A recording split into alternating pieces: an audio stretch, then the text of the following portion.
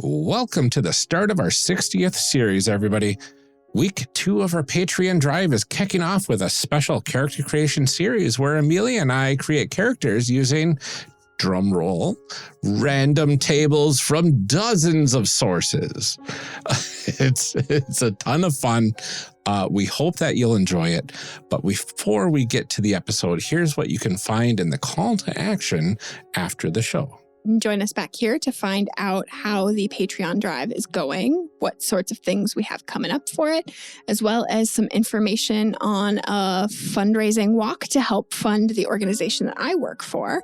We'll have more details in the show notes as well, so check out all of it if you're able to at patreon.com/charactercreationcast or in the show notes. Mm-hmm. And we will also be thanking our brand new patrons from this last week, along with our existing patrons. We are very thankful that you could join us and get us closer to that first goal. We also have our normal sign-off stuff that we'll be going through, so stick around to see how else you can help support the show. We have a lot more planned for the coming months, so stay tuned. We are so thankful to have you here with us. And for those who have supported us for the last 5 years, we'll see you back here after the show and enjoy this first episode in our not at all chaotic random character generation series, everyone.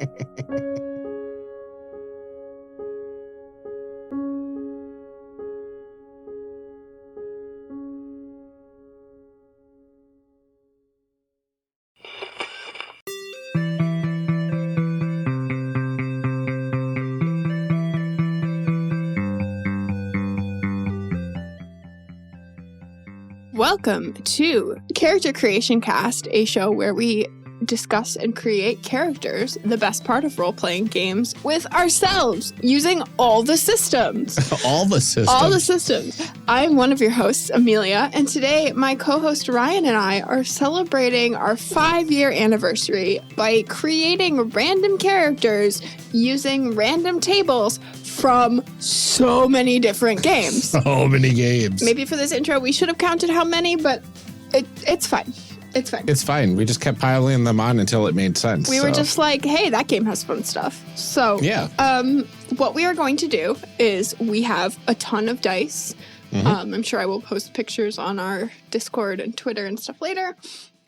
We've broken down sections to roll characters. We're going to roll their story, their class, traits and personality, a backstory, some flair, do some fun world building. Each of those categories we will roll to determine which book we're going to use. And then we will roll on tables in those books to determine traits about our characters. At the end, we will, of course, do our fan fiction and try to make sense of this. Yeah, absolutely. We also have a few sources for relationship questions that we'll do probably in part 3 of this series. And that'll let us kind of figure out how these characters are all linked together. And then we can talk about what sort of world this makes and everything. We did something like this, not as structured, for a Catacon in 2019. And that was such a blast. It was so much fun. Wanted to recreate that magic a little bit, but it's just the two of us, so we don't have that audience to feed off of. So we made things a little bit more organized and a little bit more structured. And I tried out the process a few times. I really like it. So hopefully. Let's try it out. Let's see what happens. Let's see what happens. Are you ready? Absolutely. I'm ready. Hey, Amelia. Yes. You ready to make some people? Let's make some people. Let's make some people. Let's make some people. Let's make some people. Oh gosh, what's in a game though? What's in a game? We haven't even talked about what's in a game. It doesn't matter because there's random tables everywhere. That's true. That is the beauty. There are so many games that have random tables, and shout out to game designers everywhere. Mm-hmm. Random tables are great. They are a lot of fun. They're phenomenal. They add so much flair to things, even when they're like weird little things. Mm-hmm. I don't know. I think people will see as we go through this, like the depth and breadth of random things that are available. So, yeah. Should we get into it? Let's get into it. Let's get into it. All right. Okay. Let's make some people. So our first section is origin story. I think we were going to create a character from start to finish. We're going to go through these sections. Yes. Make a character. Then we'll come back, make a couple, kind of see how that we'll goes. make a few characters, see how it plays out. Okay. And we're going to kind of trade off rolling here. Yeah. So no character will be just mine or just Ryan's. Right. So let's start origin story. Would you like to roll me a D8, Ryan? I will. I most certainly would love to. Please tell me about the die you're rolling. I'm going to kick it off with my favorite die set from Everything Dice. It is a rainbow translucent like foil die that is just absolutely gorgeous in every single bit of light that I look at it. So I thought it was apropos. I love it. All right. So first roll. Oh, it's going to be a fun one, I guess. D&D. I rolled a 1. Oof. I know. Brilliant start. So I guess we're going to start it off with some D&D, huh? I appreciate that you made D&D the 1 in several of these lists. I know you didn't do it on purpose. No, I did. You had them be the lowest number? Okay. Uh-huh. All right. Because all right. Get the D&D one out of the way right at the first one of the table. So I looked up all of the available races that you could roll or that you could play in D&D. And like the official ones. Let's be clear. This is all not the official. Yep. Tales of Arcana. Right. There were like 39 plus species that you could be, basically. Mm-hmm. And I took out a lot of the like extra ones. Like there's like the Durgar or whatever, the dark dwarves or whatever. There's like the deep gnomes, which are just like gnomes, but for the Underdark. All those little things. So we ended up with 33 different things to roll on. All right. You want me to roll up the one right here? Or do you want to roll for the percentile here? You know what? You do it. Okay. 55. We'll divide that by 3. And I don't know why I did it this way because now I have to do math. And that is going to be rounding down to 18, which gives us a goblin. Oh. So this character is a goblin. All right, a goblin. So we're starting off with a goblin. That's a pretty good start for D&D rolling right away. All right. So you now want to roll up a class? We're going to roll up a class. I am going to roll a D8. Oh my goodness, I have so many dice. You got any good goblin themed dice? I don't think that I do actually. You know what? Like, what if I'm going to roll one of my Witcher dice? Oh, there you go. Okay. Got a 4. Ooh. Which is Call of Cthulhu Occupations. Oh, I love that. Okay. So for that, there were 119, I think, occupations in Call of Cthulhu. And I whittled that list down, taking out a few of the problematic and very thematic occupations down to 100. Okay. So you want me to roll D100? Yeah. So roll D100 and let's see what we get. Okay. So should I be consistent? And you know what? I think I'm just going to stick with the Witcher dice then. There you go. You know. They sound. And that is going to be, well, I guess that's a 10. So that's 16? Oh, interesting. They are a book dealer. Ooh. We've got a goblin book dealer on our hands here. Okay. All right. Okay. Traits and personality is next. Right. So for this one, I'm going to roll up a D6 divided by 3. So we're rolling 1D3. Divided by 2. Divided by 2, yes. By 2. Correct. Okay. Yes. So D6 divided by 2 to give us a 1D3 traits. So this is going to be between 1 and 3 traits that we're going to roll on. So I rolled a 5. So that's going to give us 3 traits. Okay. All right. So because of that, now I have to roll 3D6 and see what traits come out of that. Okay. This is the fun part. because I get to roll so many dice. All right, so I rolled a 2, 4, and 5. Let's see what that translates to. So 2 is going to give us a Sentinel Comics personality. 4 is going to give us an advanced lovers and lesbians aesthetics and drives, which I love that table so much. And 5 is going to give us a role and play archetype traits. Okay. All right. So I'm going to pull out my first book. I've got the Sentinel Comics book here. And this is on page 100. So Amelia is writing this down and looking all this stuff up. So for our goblin, yeah, I think I'll stick with the same dice for this character here. Okay.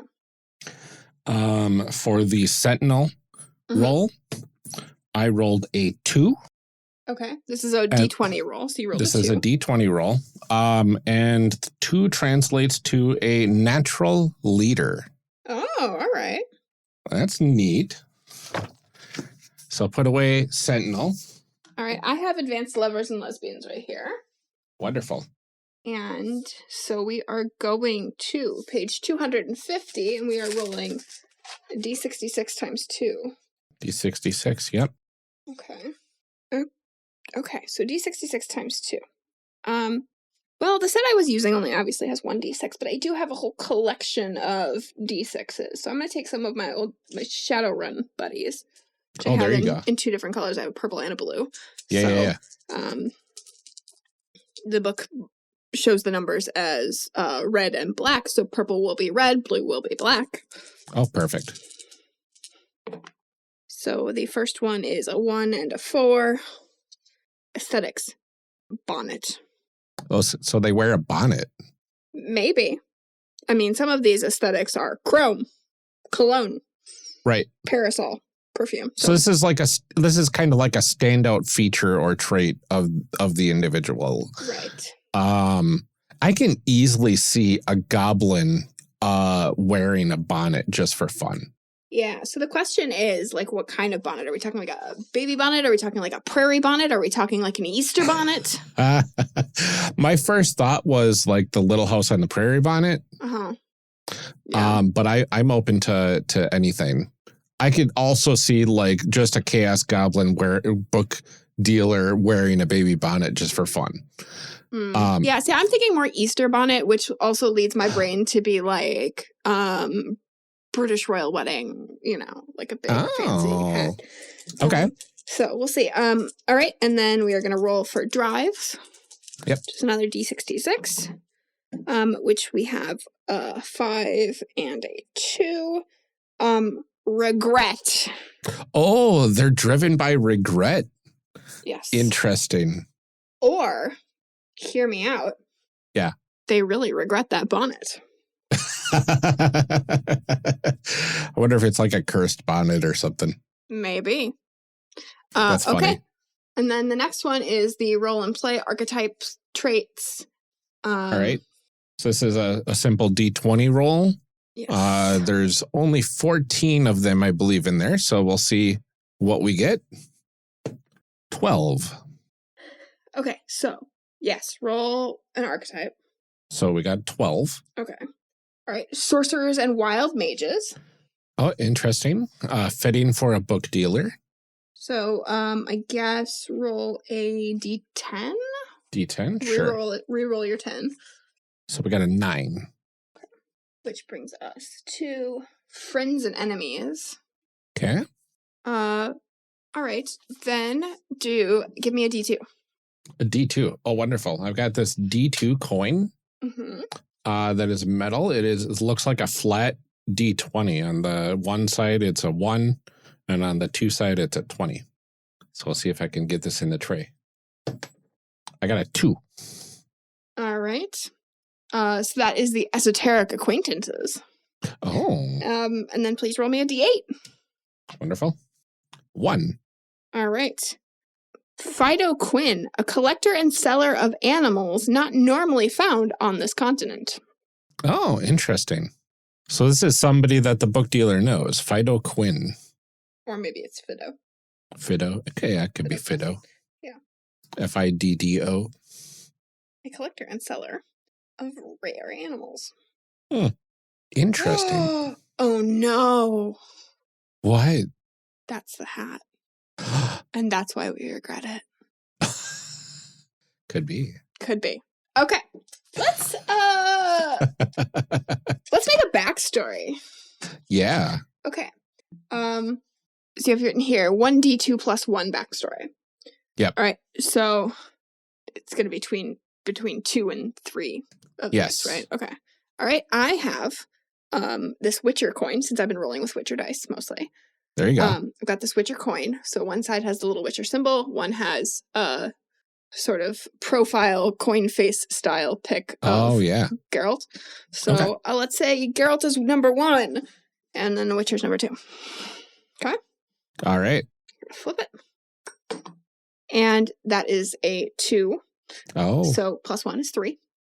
3 oh my gosh, backstories. this is so much rolling. So all many right, roll backstories. roll 3d10. Roll a 3d10. Okay. Oh, this is the fun part. Yeah, so obviously the Witcher set only has 2d10, but as a person who really cut their teeth on L5R 4th edition, fear not, everyone, I have so many d10s. So many d10s. These are my favorites because they were from my favorite character. Yeah. They are, my friend always called them the sorcery prisms. Oops. So I throw them across my desk. They are these sort of tall, prismatic kind of gemstone style d10s. They served me well. I have 2 sets of them because eventually I was rolling so many d10s at a time that one set was not enough. Well, at least they weren't exploding too. All the time they were exploding. I was very good at what I did. There you go. Okay, so we're going to roll 3 of them. We have 7, an 8, and a 5. Okay, so 7 is the ultimate RPG character backstory guide, the expanded genres edition. This is by our own. Slow down. Yes. I'm trying to write all this down. Okay, that was for number 7. Yes. Okay. Now go ahead and explain what it is. So for the listeners, this is the one of the books by our network overlord, James D'Amato. That published author TV's James D'Amato? Yeah, the same. One and the same. This one has so many different cool little prompts and stuff for 6 different genres. They've got fantasy, sci-fi, horror, X-punk, superhero, and Western. And then there's also a section that goes over a bunch of stuff that works for all genres, which is really cool. But what's really neat about this is they have backstory questions for each of the 6 base genres. So what I'm thinking we can do is we can roll 1d6 in order to roll that up, and then we'd roll a d20 on that genre to get a question or something. Okay.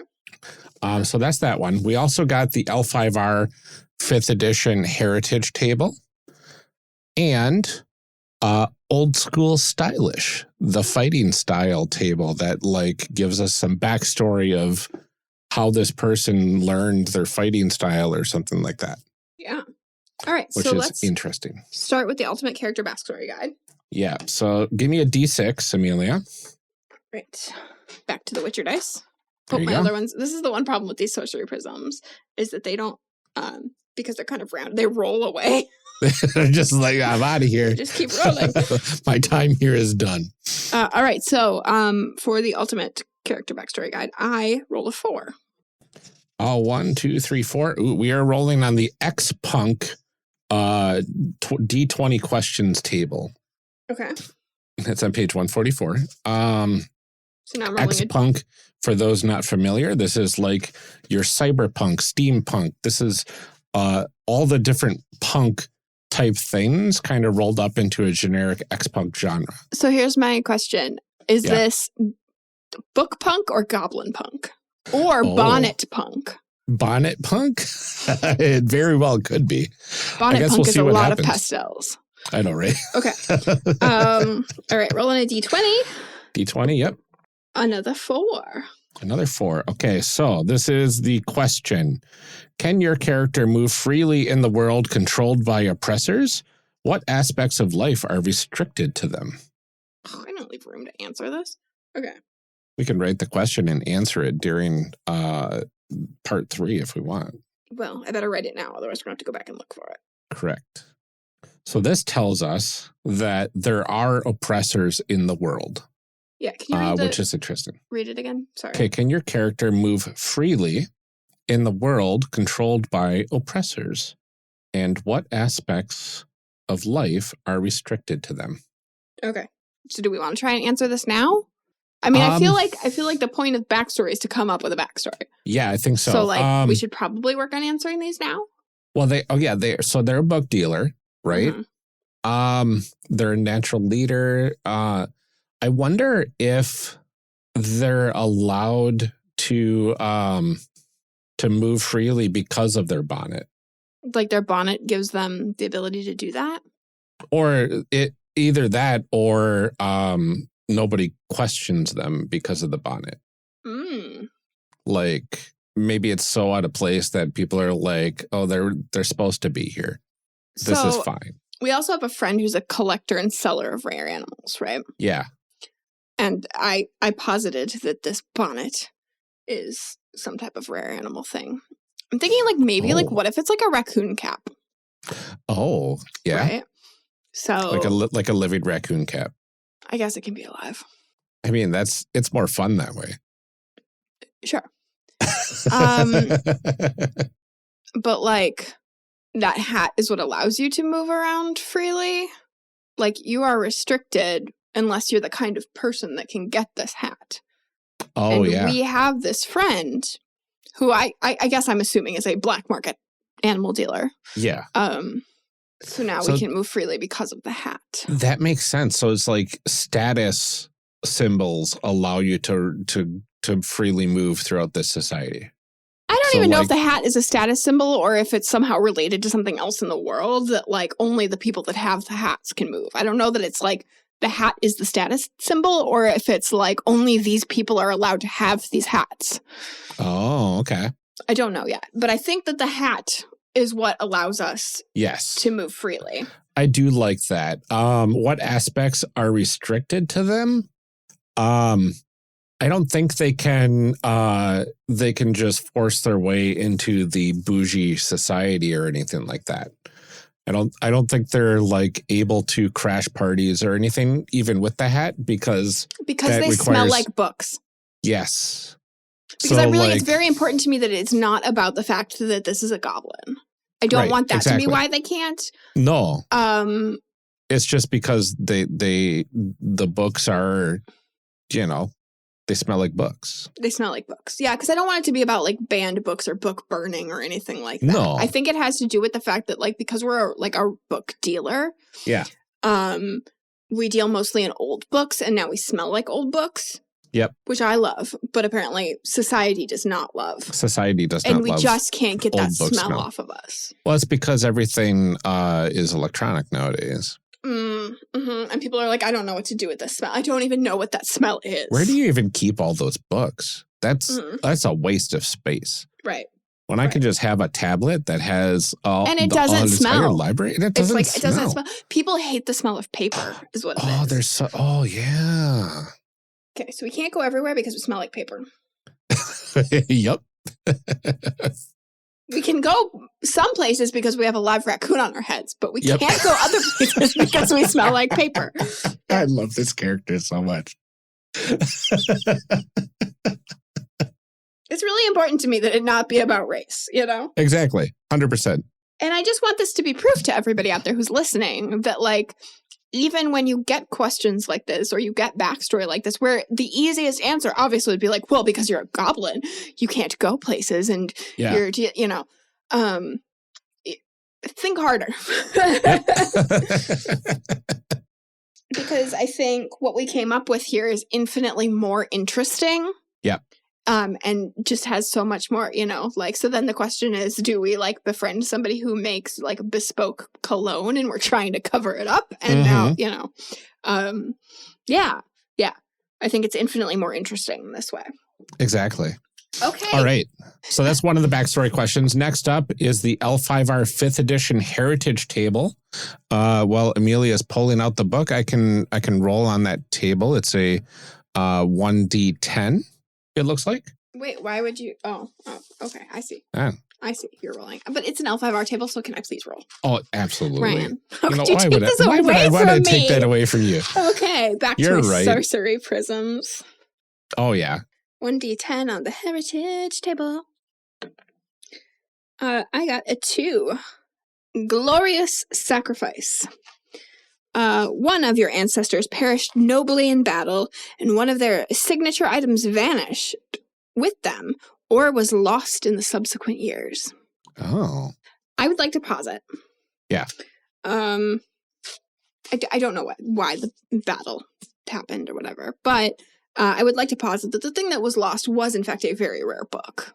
Yeah. And that is why we have devoted our life to becoming a book dealer. What if it was like a slam poetry battle? Yes. I love it. I love it. Died nobly in battle. Okay, so we were 2. Some really hardcore slam poetry. Yeah. And I think then the thing that was lost was their poetry book. Yeah. Their slam poetry book. Like, to the victor goes the spoils, right? Yeah. Well, and I think that it's possible that like those were actually like spells that they'd created. Mm-hmm. That like by reading the poetry. And maybe that's what went wrong. Maybe like they were reading this poetry in battle and it went wrong. Yeah. Yeah. Okay. Amazing. Okay. Slam poetry. I love it. I love it. All right. And old school stylish. Yes. This is the last backstory question for this character.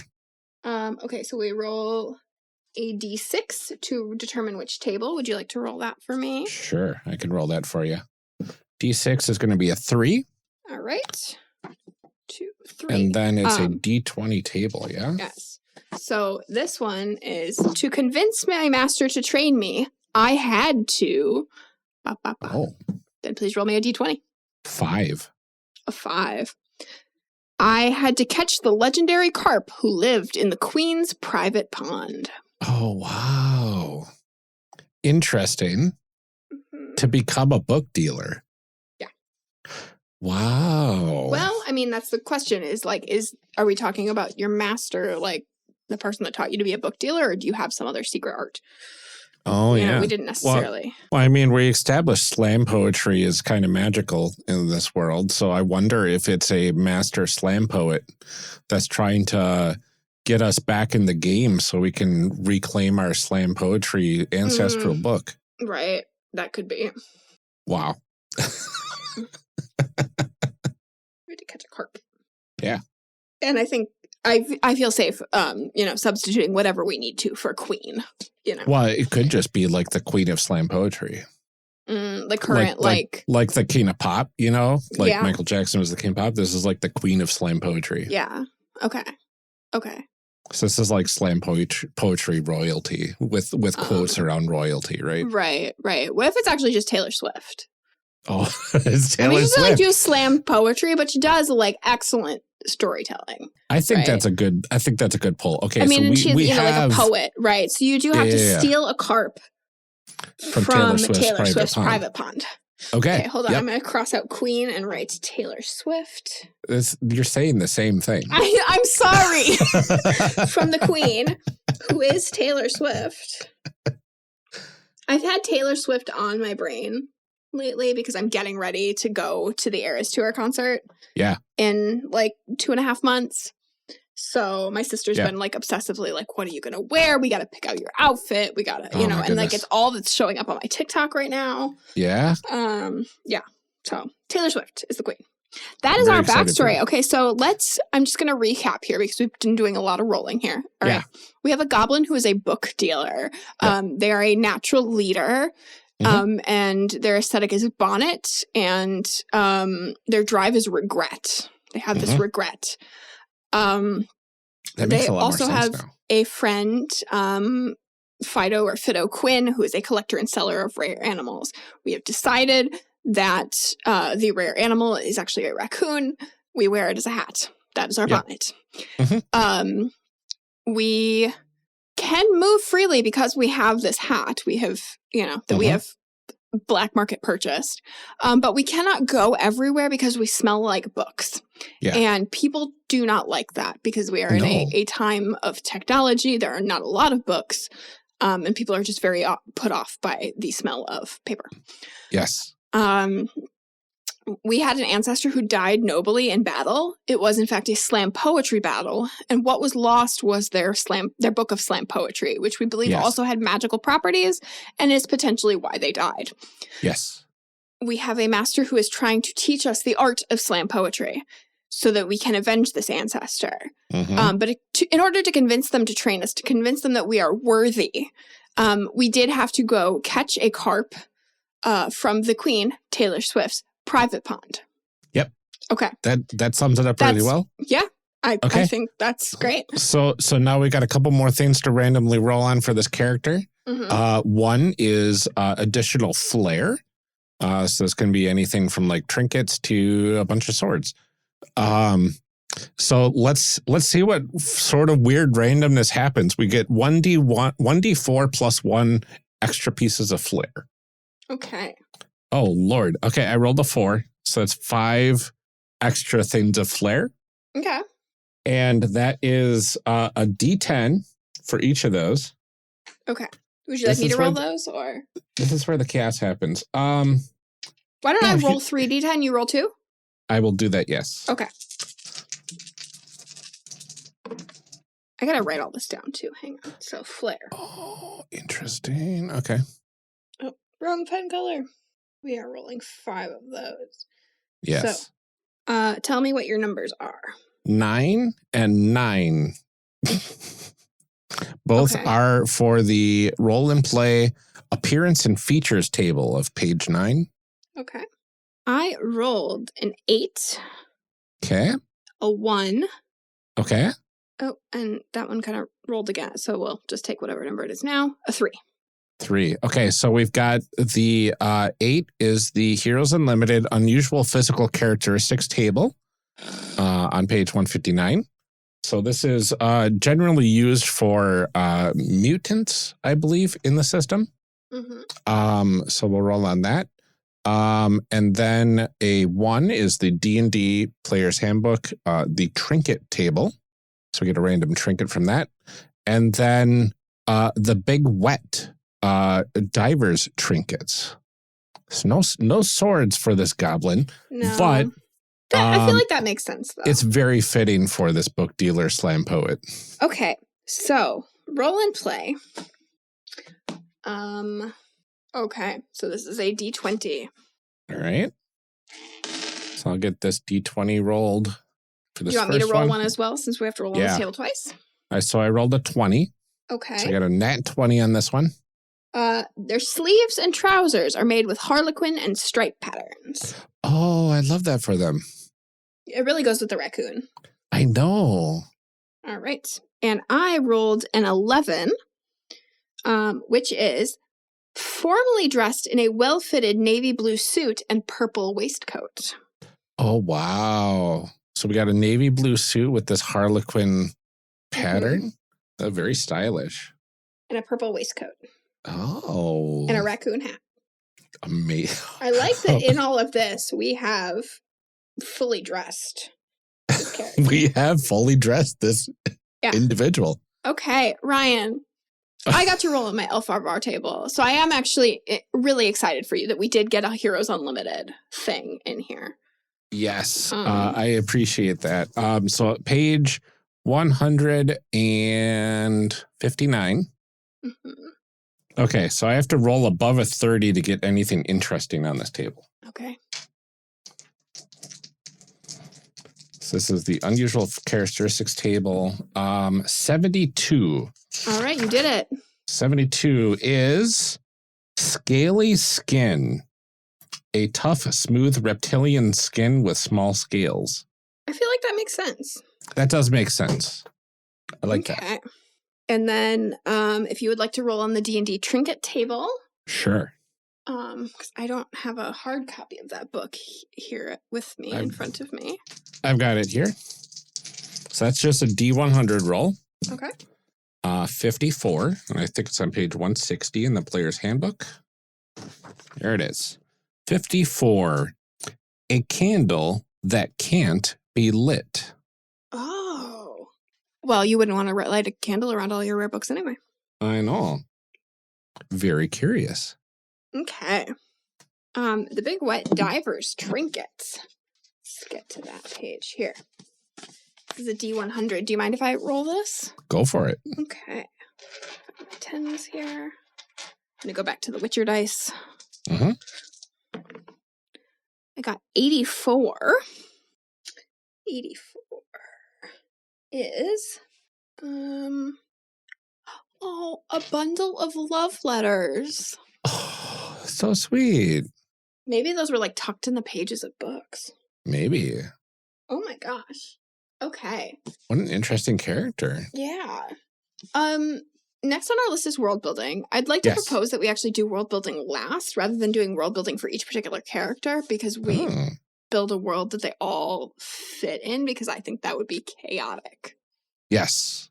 So so we're going to do world building, which is 1 to 2 different world details per character. Uh-huh. And we've got 4 different tables to roll on. Oh, so we're doing that right now? I meant like after we make all of our characters. Right, after all the characters. So we'll be doing that a bunch of times right at the end. You know what it's time for, though, Ryan? Oh, what is it? Oh, naming. Ye Old Book of Names? I am using a book. I have to like catalog so I can put all of these on our website, all of these sources. But I'm using a book called 50,000 Plus Baby Names, The Baby Name Bible, The Ultimate Guide by America's Baby Naming Experts, Pamela Redmond Statran and Linda Rosenkrantz. Wonderful. It is copyright. I don't know what year it's copyright. I bought it in 2010. Mm-hmm.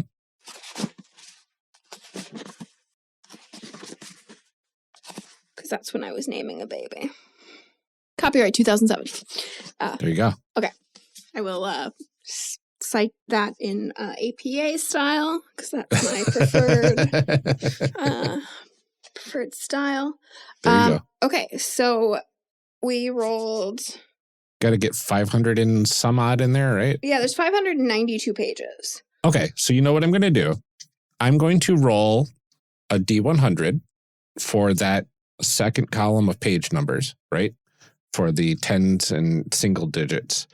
And then I'm going to roll a D10 and divide that by 2 for the hundreds place. I mean, the other option is that there are roughly 300 pages of feminine names and 300 pages of masculine names. So you want to do D100 or whatever times 3. And we could just roll it up, see what happens. Yeah. We could do like a D2 for like A or B, and then a D100 times 3. Oh, could. Either way, mine seems easier. Yeah, but then we'd have to math, wouldn't we?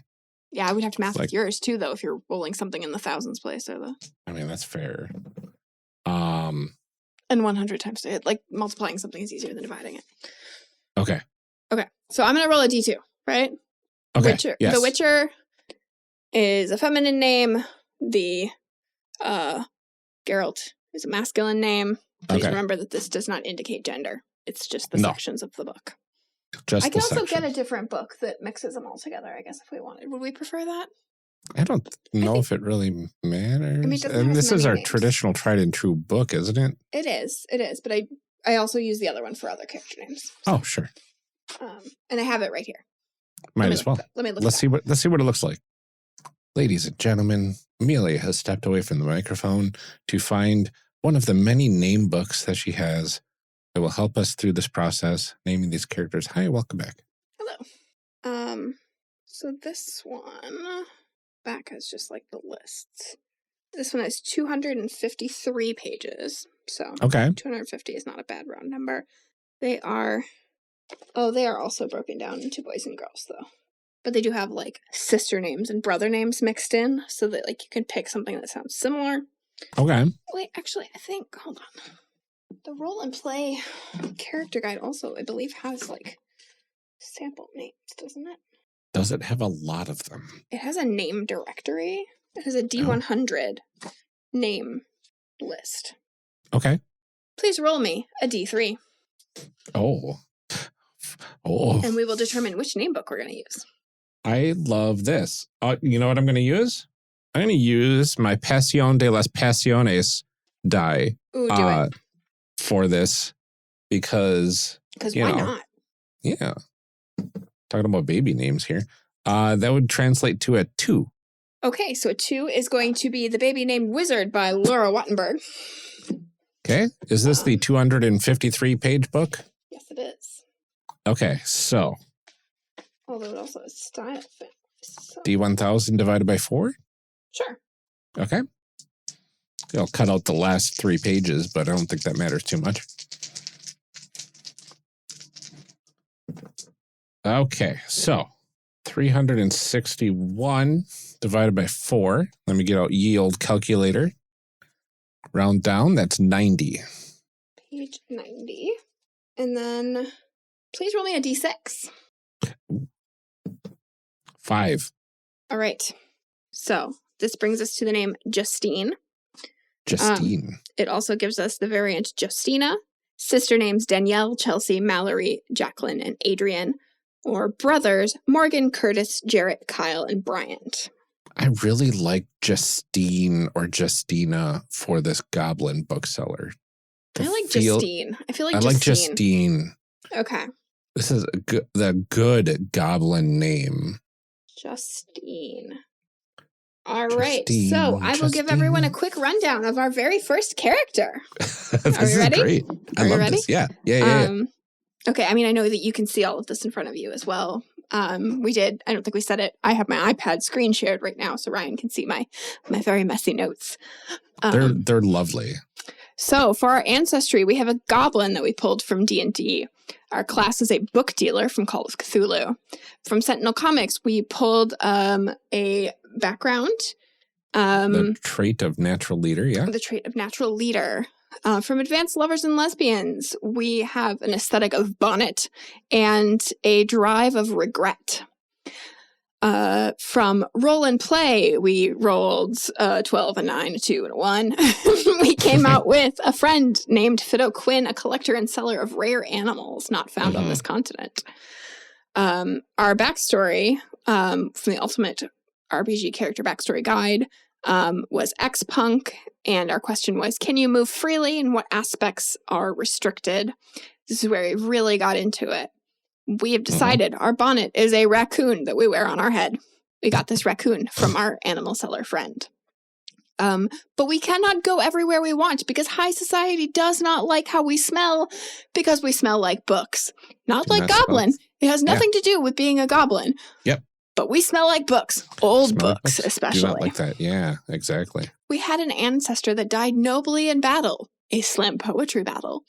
They lost their book of slam poetry, which we believe has some kind of magical properties, and that's potentially why the battle went wrong. We have found a master to train us in slam poetry in order to avenge our ancestor and find their slam poetry book. But in order to convince our master to train us, we had to prove ourselves by catching a carp in the Queen, Taylor Swift's private pond. Our character wears a navy blue suit with a purple waistcoat that has harlequin patterns and stripes on the sleeves and pants. They also have scaly skin. We have a candle that cannot be lit, which we find extremely helpful in our bookshop. We also have a bundle of love letters. We don't know who they came from. Perhaps sometime in our world building or our relationships with other characters, we will find out. But we do have this bundle of love letters, which I believe we somehow procured in our book dealings. Yeah. Could and be random. It could be, is Justine. I love Justine. Okay. I know. Wonderful. I'm already very attached to Justine. Right?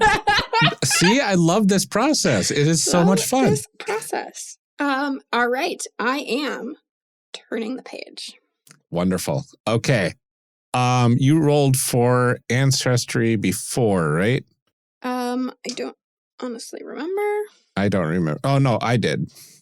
Yes. Okay. So do you want to start us off with this character? I would love to. What color would you like me to use? I used Oh. teal, and then I wrote Yes, their name in purple. This time, love what the color would teal. you like? Let's go with a red. Okay. How about this? Oop. How about this red? Like that? Like a little darker? Yeah, that's Okay. a good one. So you're going to roll up our origin story for this character. All right. Species/ancestry. Okay, this is extremely important. What set of dice are we using this time? Oh, gosh. This could be any flavor you want to start it off with here. I know. Like, what is it? What I want the vibe to be. Oh. I mean, we got red going. Do got red going. I don't really like any of my red dice, though. They're not particularly pretty. Okay. I don't know. Do I want to, like, throw myself into it and do bone dice? Just do it. All Throw a bone in there. Let's do bone dice. Throw this character a Let's bone, Amelia. Bone down. All right. So I'm doing a D8 for this one. D8, right? yep. Okay. That is a 5. These are hard to read. 5.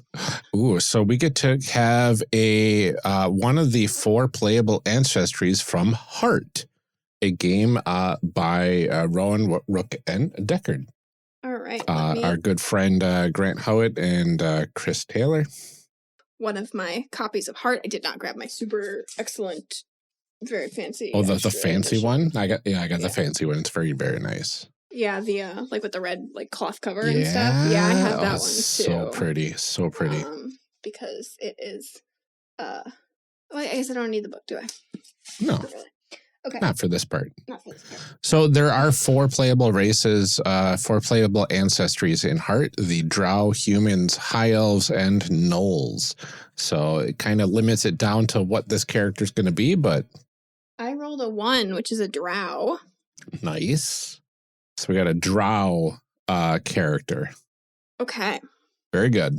All right. I love Okay. it. Here comes the class roll. Drow. I'm going to go with my space die Okay. for this. That's very fitting for. All right. So we rolled a 6 for the class, which is one of the 8 rolls from Quest. All right.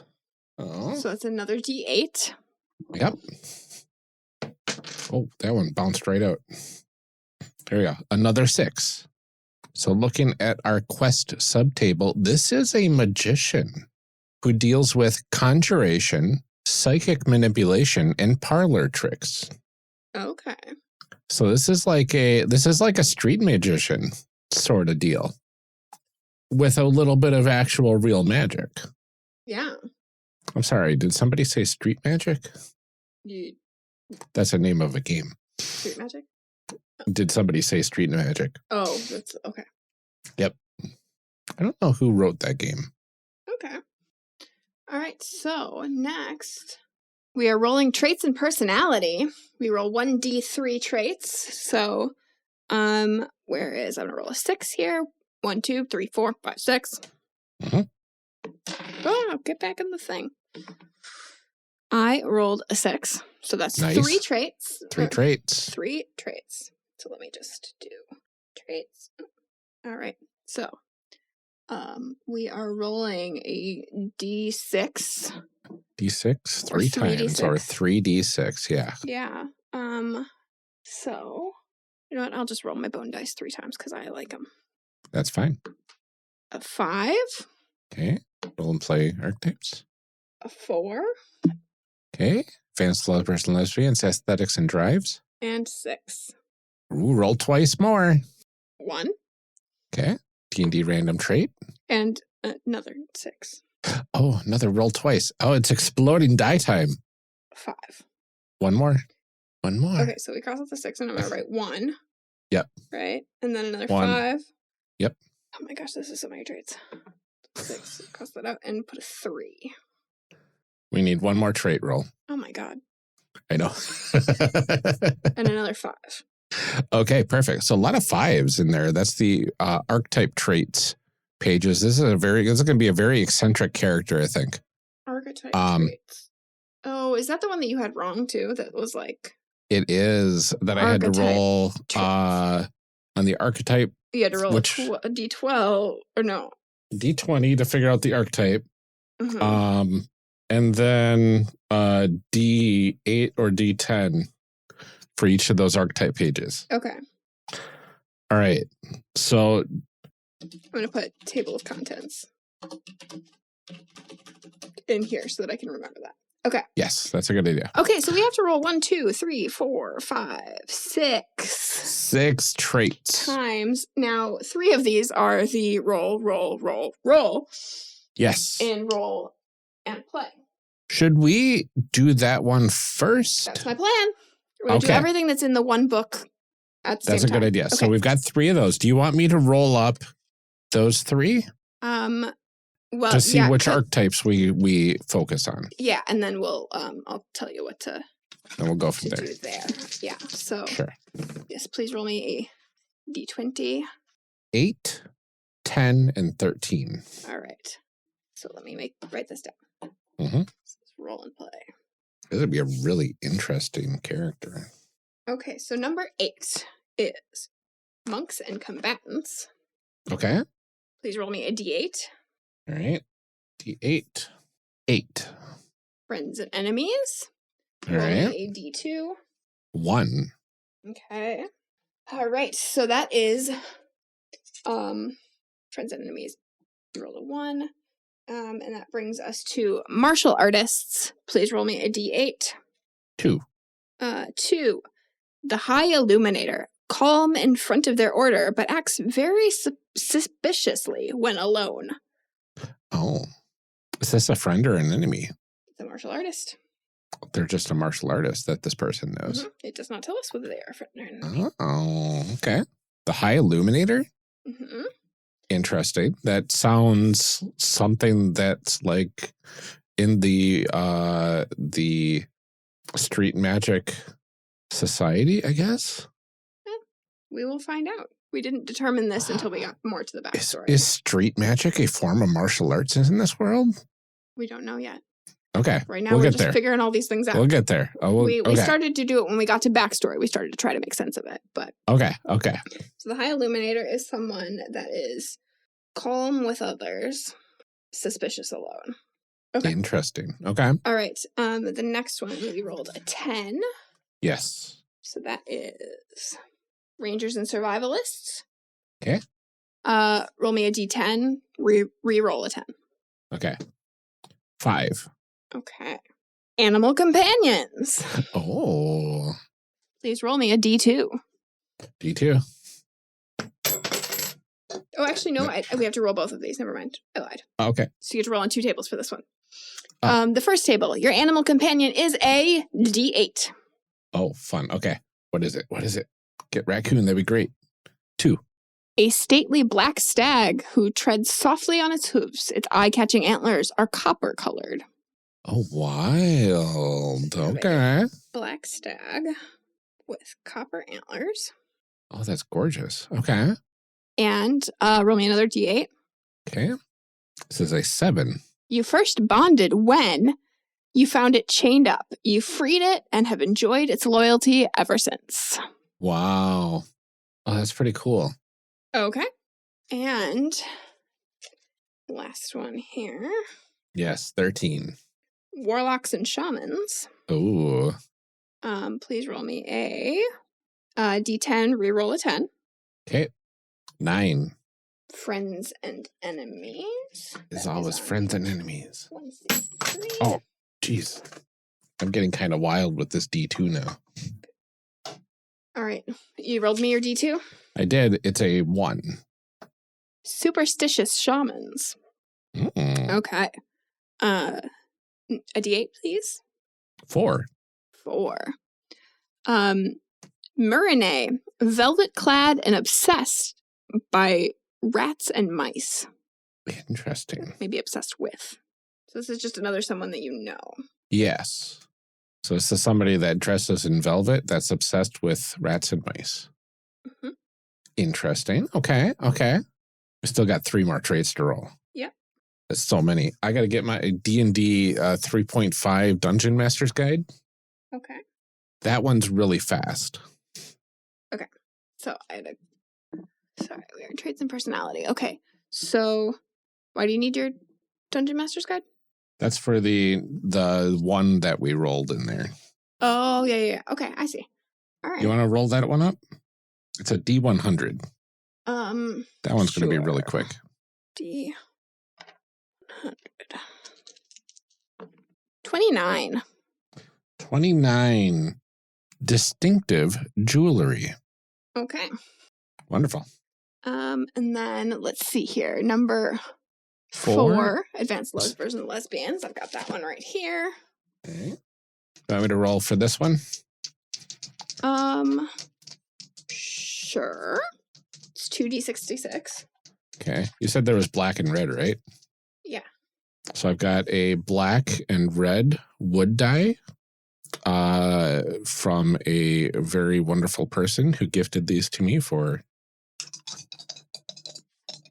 special occasion. So I need the red number first. All right. 5 and 3. Oh, those are from me. Those are from you. Oh, because I was like, you just said like the black and the red, not like the full set or whatever. Like, yeah. So they are thinking they were from Ashley. They're a set of wooden dice. Because the 5-year anniversary is the wood anniversary. Mm-hmm. And they're gorgeous. They're lightweight, very well. Yeah, how big are they? Are they like regular? About 16 millimeters. Like the regular dice size or like the mini dice size? Regular dice size. Like these are mini, yeah. Okay. Yeah. Cool. It's hard to tell because like they put them in the picture like next to a quarter or something, but I'm like, I can't. I have spatial awareness issues. Yeah, let me. A catacon die. Regular. This is the same size. Okay. As. So like a standard Chessex. Yeah. Cool. All right. Sorry. I love these so much. Can you read me those numbers again? 5 and 3. 5 and 3. 1, 2, 3, 4, 5 and 3. Prosthetic. Oh. Okay. Right. Is this Lovers and Lesbian number 4 that we're on? 4. Okay. All right. And your drive, please. 2d6. Sure. 2 and 4. Ego. Oh. Kind of fitting for a street magician. Okay. And then the 3. The last one. And play. 3. Yeah. Roll and play. Behaviors and traits. Page 8. All right. And we are rolling a d20 for this one. Okay. Wow. All I can roll is 5s today. What in the world? Okay, so this is... And a 5 is nervously laughs after almost every sentence they say.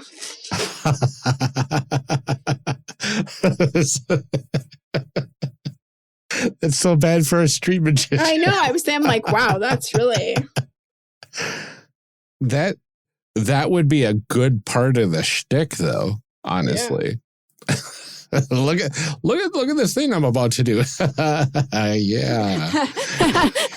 Isn't that cool? Okay. Wow. That's a lot. That's a lot to take in. That is a lot to take in. Okay. So the exploding dice, interesting if it happens once, but happening more than once, it just gives us so much. Okay. But that's okay. Backstory. We need a D2 plus 1. All right. Want me to get this one? Sure.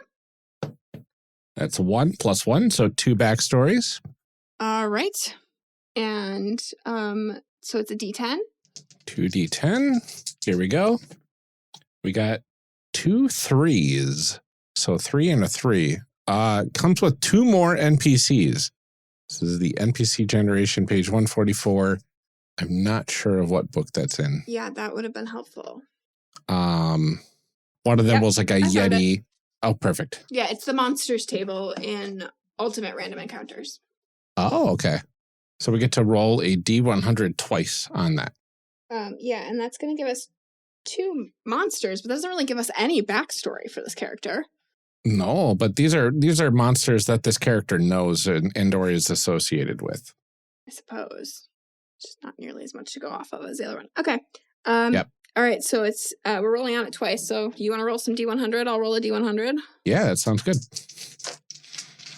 Gotta let you bone it up a little bit. Mm-hmm. All right, I got an 11. And I got a 65. All right, so 11 is a bevy of skeletons in ancient-looking armor. Oh, what is a bevy? A bunch. A large group of people or things of a particular kind. Oh, okay. I learned something new today. I said So- a bunch. A bevy And then of skeletons in ancient 65 looking armor. is a 10-foot tall clockwork soldier in heavy armor wielding an impossibly large sword. Okay. Got a lot of armor on both of these NPCs. Can we cheat and roll one more backstory for this? I don't 'cause, see why not. Yeah, just because I feel like having two of the same thing isn't helping. Yeah. Okay. Yeah. So if we rolled another one, this would be a 6, the character history from The Big Wet. Okay. All right. I need 2 D10, not a D100, 2 D10s. Yes. Okay. So I got a 10 and a 5. 10 and a 5. Okay, so that brings us to number 10, and 5 brings us to labor. So that brings us to an undertaker. Oh, I love it. so they used to be an undertaker. Oh, wild. All right, so this is where we started making some of our backstory. Yes. For like putting all these pieces together. Do we want to do that now, or do we want to roll some flair and then do it? Let's do Flair and then a backstory. Well, All right. maybe.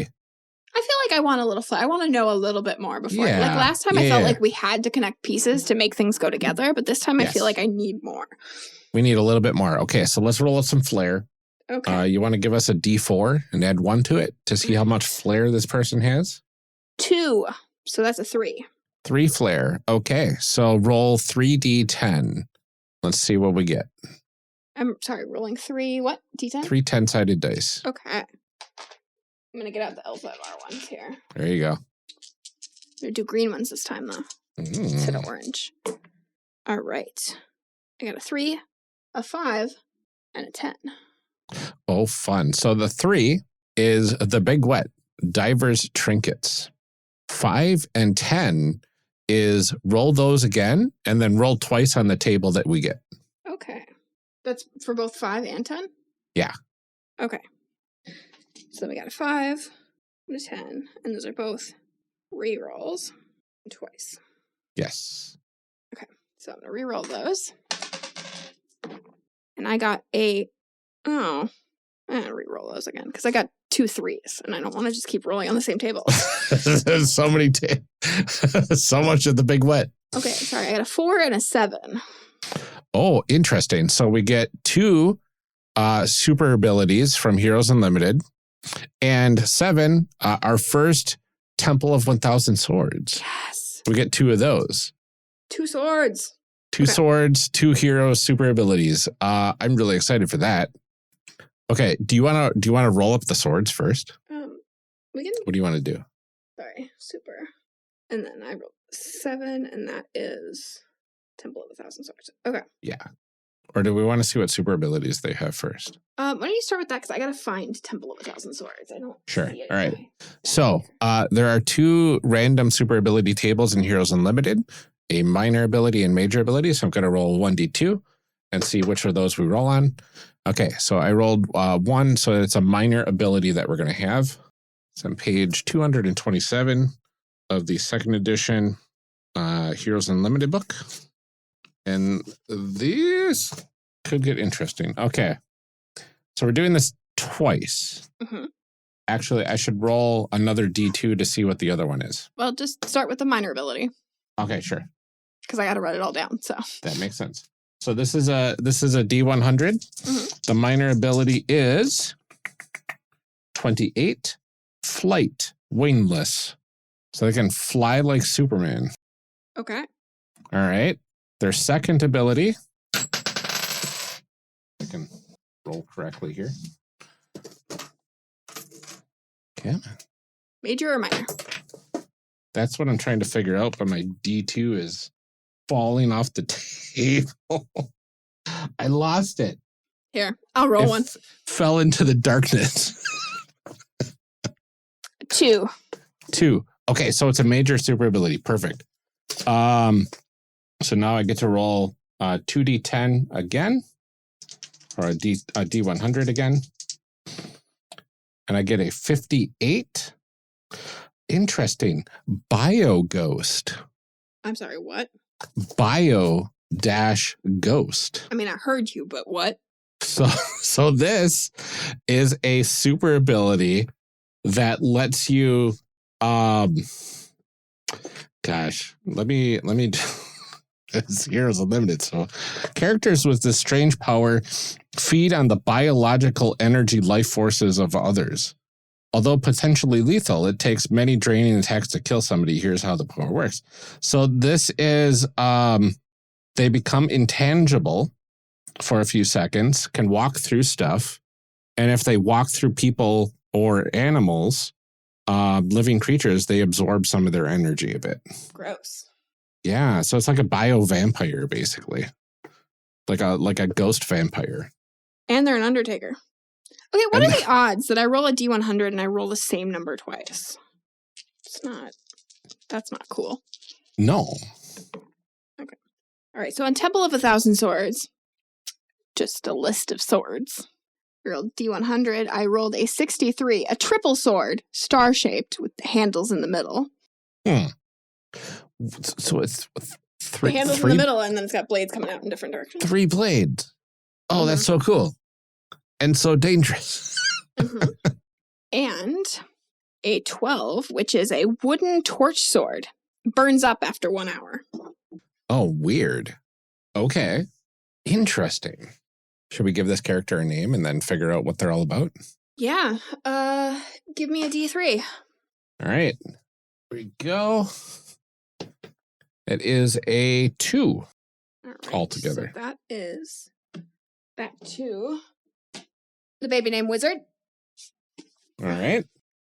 And this had... I think this is the D1000 divided by 4. Sure. Let's see. I think it's 300 divided by 3, isn't it? Because there's 253 pages, right? No. There's not. Oh, I guess that was the end of the regular section, maybe? Yeah. Okay. Sure. Yeah. So we're looking at page 84. 84. Page 84. I need a D8. All right. Here it comes. 7. Jaslyn. Jaslyn. Okay. Nicknames Jazz. Sister names Ryan, Jalen, Gracelyn, Jada, and Kenzie. Brother names Jackson, Braden, Jace, Colton, Bryson. I really like Jaslyn as a name for this drow street magician. All right. Jazlyn.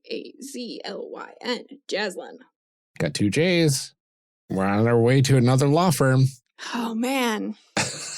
Jedediah, Jeremiah, Jefferson, Jersey, Oregon Law Firm and Associates Law Firm. Uh-huh. I finally memorized it. Okay, let's make some choices about this character. So I'm going to run down what we have so far. Our character is a drow. They are a magician, specializes in conjuration, psychic manipulation, and parlor tricks. They are, let's see here, traits. They have an acquaintance called the High Illuminator, who is calm with others, but is suspicious when alone. They have a animal companion that is a black stag with copper antlers, which we freed from its chains, and it is now loyal to us. We also know Murine, who dresses in velvet and is obsessed with rats and mice. Murine is a warlock or shaman of some sort. We also wear distinctive jewelry. We have some sort of prosthetic, and our drive is ego. We also nervously laugh after almost every sentence. Yep. We have a bevy of skeletons in ancient-looking armor and a 10-foot-tall clockwork soldier in heavy armor with an impossibly large sword. And a previous occupation, we were an undertaker. So somehow we are an undertaker that specializes in conjuration, physical manipulation, or psychic manipulation and parlor tricks. Well, that's where they get all the skeletons. Right. That's where we got our army of skeletons. Yeah. We also, did we roll for what our diver's trinket was? Oh, no, we didn't. We didn't roll for our diver's trinket. Oh, no. Okay, let's roll a diver's trinket real quick. Okay, that is a D100. All right, I'll pop that up right now. 29. A bladed wooden canoe oar. Oh. Okay. Interesting. Okay. Okay, so what I'm getting here, right? So we have a bladed wooden canoe oar. Yeah. We have superpowers of wingless flight and being a bioghost, so we feed off of the life of others. Mhm. Also great for that Undertaker thing. And then we do carry 2 swords, a triple sword that is star-shaped with a handle in the middle. Mhm. And then also a wooden torch sword that does burn up after use. And this bladed wooden canoe oar. So, what I'm gathering, Yes. we were an Undertaker. And realized at some point that we also have this ability to like sort of suck the life out of people. Mm-hmm. We now Makes have us more powerful as well. Mm-hmm, we now have an army of skeletons. Yeah. And this 10-foot tall clockwork soldier. I would like to believe this clockwork soldier is built out of bones in a sort of Frankenstein's monster situation. Yeah. What I love too is like they're in armor because they're in disguise, right? Like they could be automatons underneath that armor, right? But like they're actually skeletons. And well, it does say it's ancient looking armor, so right.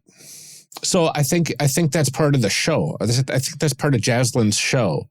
Is like when she's on stage, she's got this aesthetic of like an army of like ancient armored, and then one giant 10-foot tall of a similar like sort of armor.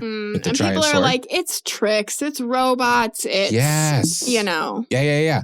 But people like in costumes. she's slowly building it up because I'm feeling a like party that's going against the oppressors sort of thing here to try to. We have to get that book back. We have to like at least sneak through this society. See, I'm not even worried about that other character yet because we haven't gotten to our world or anything like that. So I don't feel like I'm worried about how they're going to connect until we do relationships and world building. I just want to know what Jaslyn is up to. Okay. I do love the part of the show thing for the skeletons. Oh, for sure. I definitely do too. I also think like there's the potential that doing these shows is how we get more skeletons. Oh. Like you invite an audience member up onto stage and like we're slowly sucking out life force. Oh man. Maybe. Yeah. I mean, I definitely think all of this is part of the show. We can kind of decide like where these shows happen and who we're sucking the life out of and all that kind of stuff maybe later on. But yeah, I definitely think that the skeletons and probably that black stag are part of our show. Yes. And you know, we play it off as like being a stage magician, but we are doing real magic.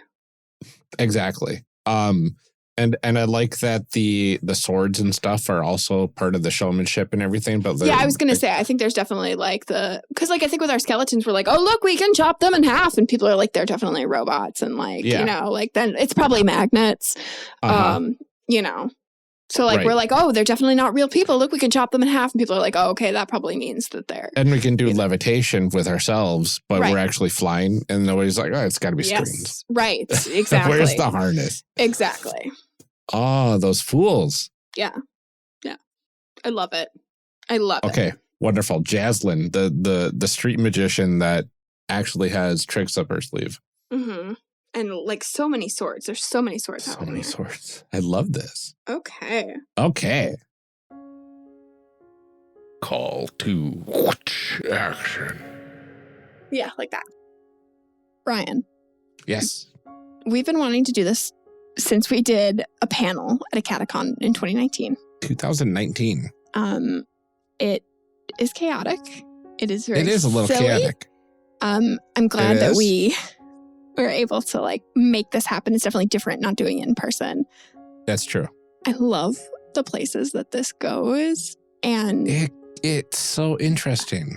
It's just so fun to watch. I think this more than any other series, more than any other kind of series, you really get to see how each decision impacts the next and how you build something from nothing. It's such an interesting thought exercise. Well, not only that, but the order of things, right? Yeah. Because like if we would have tackled one thing before another, things would have completely changed. Yeah, if we had made that third character first, it definitely would be different. So it's please listen to the rest of the series because it gets very good. It's so fantastic. And we had so much fun. I really Absolutely. hope we can do something like this again. Maybe some bonus stuff or something. I really want to add on to this world, but before we dive into too many promises, before the series is even just barely started, yes, and before we let you go for the day, we do have some calls to action. This one is a bit more important than usual, so please stick around for the next few minutes if you could. First up, I know we've been talking a lot about our Patreon drive, but also I would like to start off our calls to action for our listeners to check out the 2023 Pro Healthcare Walks for Cancer. The link is in the show notes. This is an annual event that my company does, and the money raised at these walks goes to fund the Pro Healthcare Foundation. And one of the major things that the foundation does is fund cancer research at our institution. It is the main source of funding for my department. And it goes toward doing some really great things. In the past, we've used it to help patients pay for mammograms. We have, we fund our clinical trials. And so this really does go toward finding a cure for cancer. We are doing the research, and the money raised here funds that research.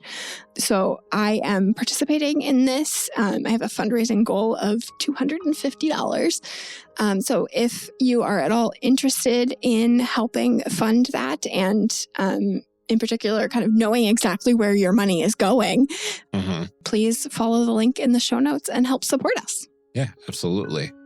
Next up, we've officially passed up a week of our 5-year anniversary celebration. Woo! Yeah. As of this recording, we've gained 2 more patrons and are just $28 away from meeting our first goal. If just 6 more listeners sign up at that $5 level or higher, we will get there.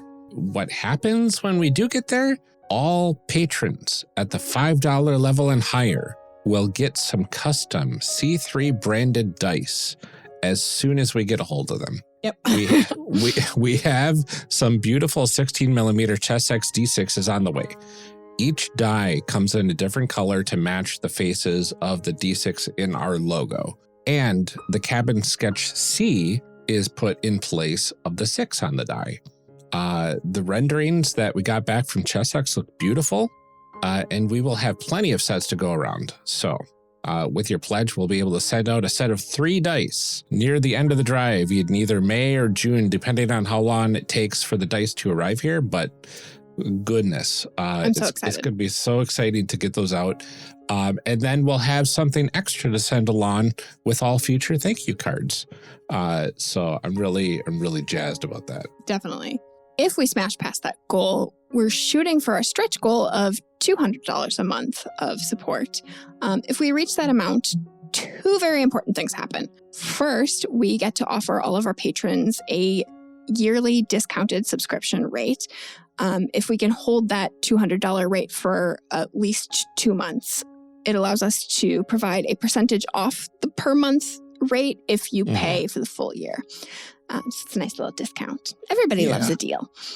Second, all of our $5 and up patrons will also get a custom enamel pin that I designed. It's super cute. It blends all of our magical girl and necromancer nonsense into a design that follows our podcast branding. It has a little 2023 on it. Yeah. And so we will reveal that later in the Patreon drive if we get closer to that goal. Absolutely. Again, as of this recording, we're only $28 away from hitting that goal. And we have only started with the bonus content coming out these next 2 months. Since we started the drive, we've had 1 patron increase their pledge from $5 to $10 a month, which has given them the chance to join us for the Patreon Zoom chats.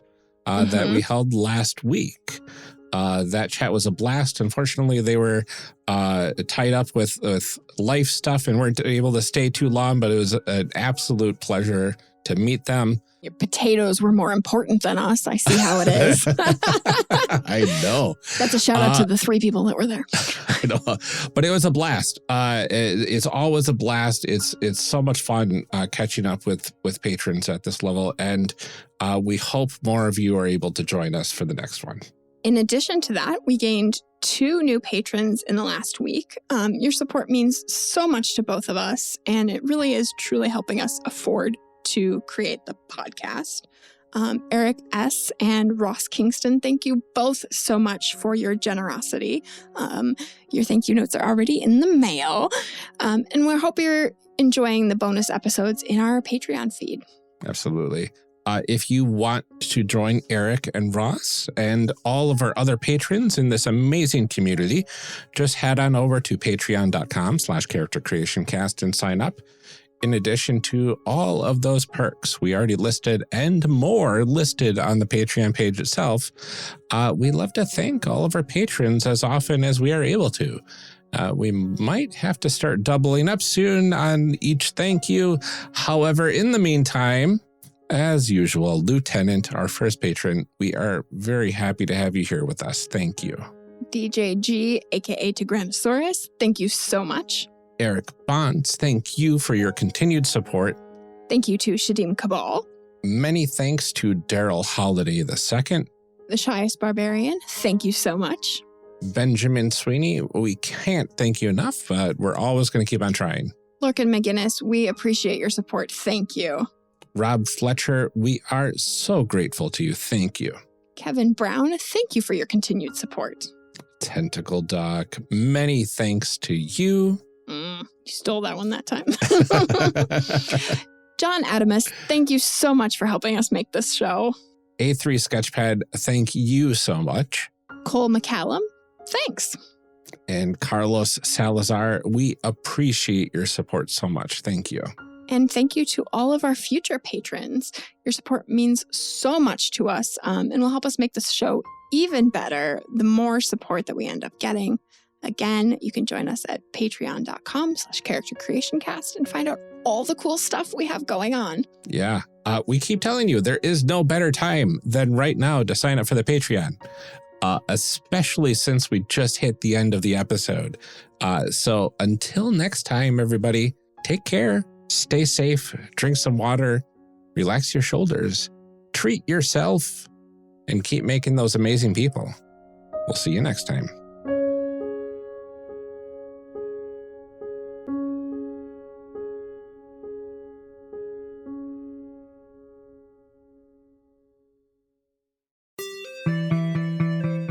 Thank you for joining us for part 1 of this character creation series. We'll be back in part 2, picking up right where we left off. Character Creation Cast is a production of the One Shot Podcast Network and can be found online at www.charactercreationcast.com. Head to the website to get more information on our hosts, this show, and even our press kit. Character Creation Cast can also be found on Twitter at CreationCast or on our Discord server at discord.charactercreationcast.com. I'm one of your hosts, Ryan Bolter, and I can be found on Twitter at Lord Neptune or online at lordneptune.com. Our other host, Amelia and Ryan, can be found on Twitter at Ginger Reckoning. Music for this episode is used with a Creative Commons license or with permissions from the podcast they originated from. Further information can be found within the show notes. Our main theme music is Hero, remixed by Steve Combs, and is used with a Creative Commons license. This podcast is owned by us under Creative Commons. This episode was edited by Ryan Bolter. Further information for the game systems used in today's guest can also be found in the show notes. If you'd like to support our show, find us on Patreon. Get access to bonus episodes, extra outtakes, and much more at patreon.com/charactercreationcast. Thanks for joining us. And remember, we find the best part of any role-playing game is character creation. So go out there and create some amazing people. We'll see you next time.